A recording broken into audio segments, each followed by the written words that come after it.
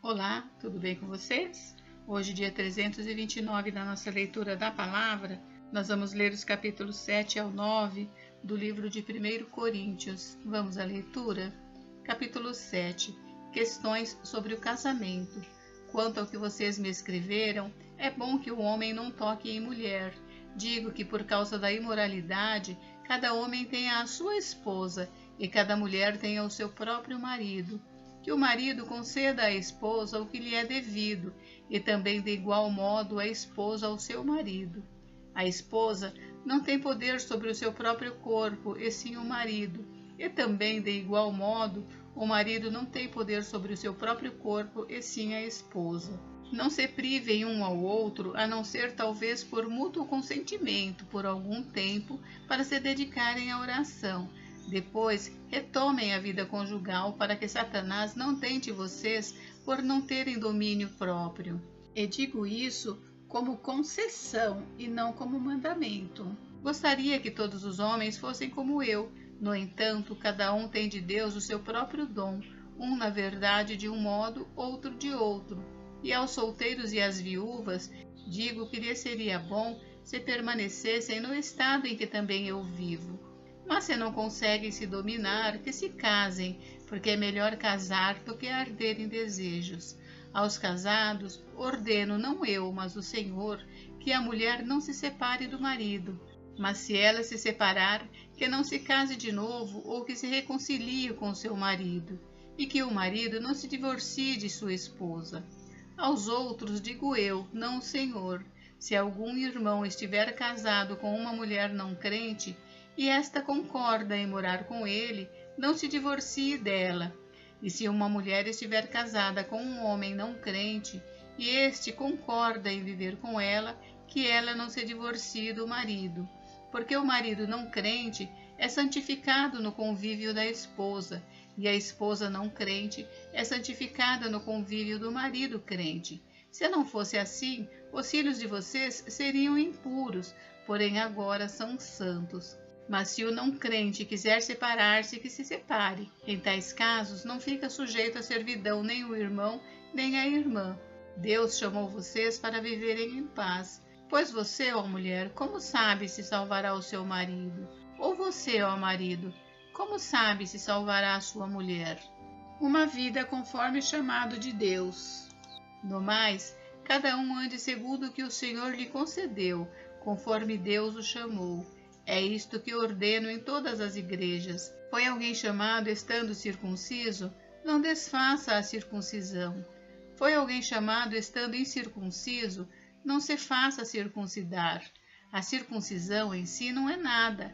A incircuncisão também nada é. Mas o que vale é guardar os mandamentos de Deus. Cada um permaneça na vocação em que foi chamado. Você foi chamado sendo escravo? Não se preocupe com isso, mas se você ainda pode tornar-se livre, aproveite a oportunidade, pois quem foi chamado no Senhor, sendo escravo, é liberto que pertence ao Senhor. Do mesmo modo, quem foi chamado sendo livre é escravo de Cristo. Vocês foram comprados por preço, não se tornem escravos de homens. Irmãos, cada um permaneça diante de Deus na condição em que foi chamado. Sobre as pessoas solteiras ou viúvas. Com respeito às virgens, não tenho mandamento do Senhor, mas dou a minha opinião como alguém que recebeu do Senhor a misericórdia de ser fiel. Por causa da angustiosa situação presente, penso ser bom para o homem permanecer assim como está. Você tem esposa? Não procure separar-se. Você está solteiro? Não procure esposa.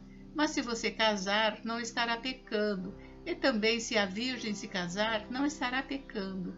Ainda assim, tais pessoas sofrerão angústia na carne, e eu gostaria de poupar vocês disto. Mas isto digo, irmãos, o tempo se abrevia.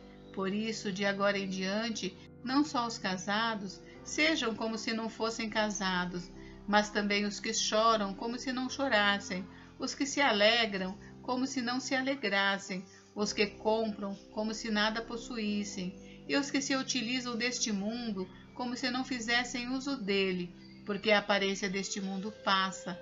O que eu realmente quero é que vocês fiquem livres de preocupações. Quem não é casado cuida das coisas do Senhor, de como agradar ao Senhor.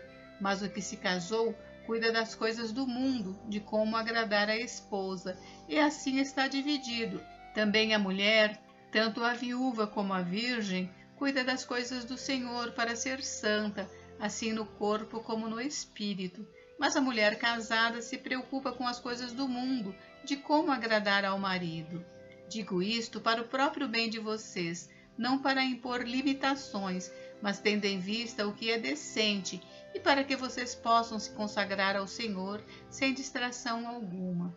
Mas se alguém julga que trata de modo impróprio a sua virgem, se ela tiver passado a flor da idade, e se as circunstâncias o exigem, faça o que quiser, não peca que se casem. Contudo, aquele que está firme em seu coração e não se sente obrigado, mas tem domínio sobre a sua própria vontade e resolveu em seu coração conservar virgem a jovem, fará bem. Por isso, quem casa com a sua virgem faz bem, quem não casa faz melhor. A mulher está ligada ao seu marido enquanto ele viver, mas se o marido morrer, ela fica livre para casar com quem quiser, mas somente no Senhor. Porém, ela será mais feliz se permanecer viúva, segundo a minha opinião, e penso que também eu tenho o Espírito de Deus. Capítulo 8. Sobre as coisas sacrificadas a ídolos. No que se refere às coisas sacrificadas a ídolos, sabemos que todos temos conhecimento. O conhecimento leva ao orgulho, mas o amor edifica. Se alguém julga conhecer alguma coisa, ainda não conhece como deveria conhecer. Mas se alguém ama a Deus, esse é conhecido por ele.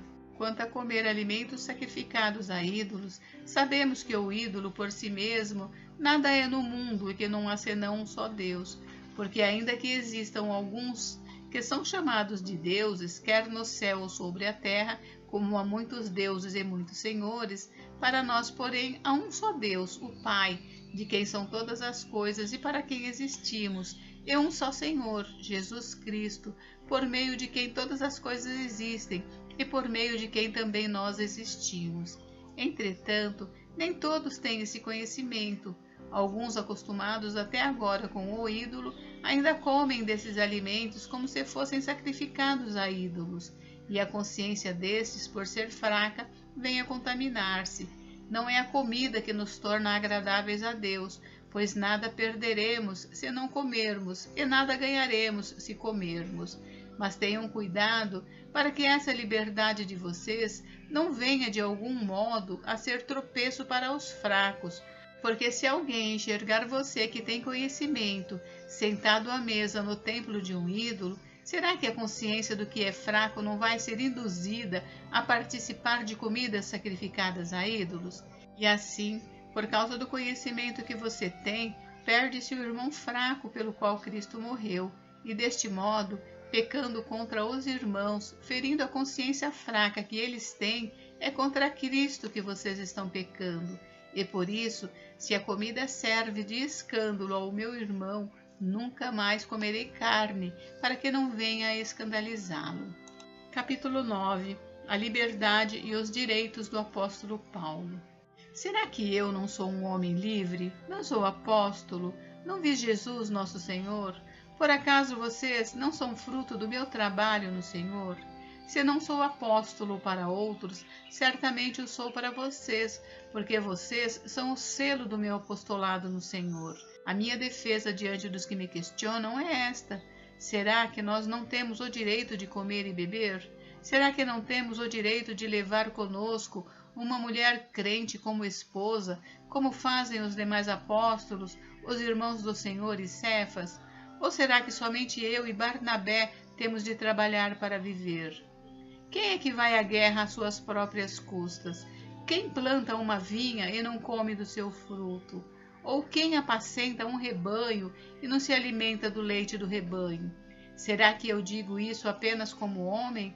Não é verdade que a lei também o diz? Porque na lei de Moisés está escrito: não amarre a boca do boi quando ele pisa o trigo. Por acaso Deus está preocupado com bois?